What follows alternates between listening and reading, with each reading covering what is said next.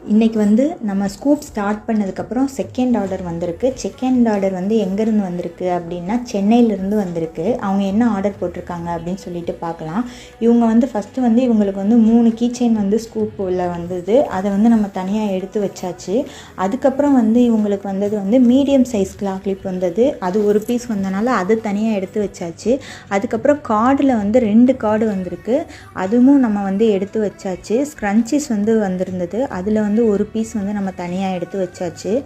அதுக்கப்புறம் வந்து என்ன வந்துச்சுன்னா அவங்களுக்கு வந்து பெரிய சைஸ் கிளா கிளிப் வந்து 2 வந்தது. அதுவும் வந்து நம்ம 2 எடுத்தாச்சு. எல்லாமே நம்ம கைக்கு வந்த மாதிரி தான் எடுத்திருக்கோம்.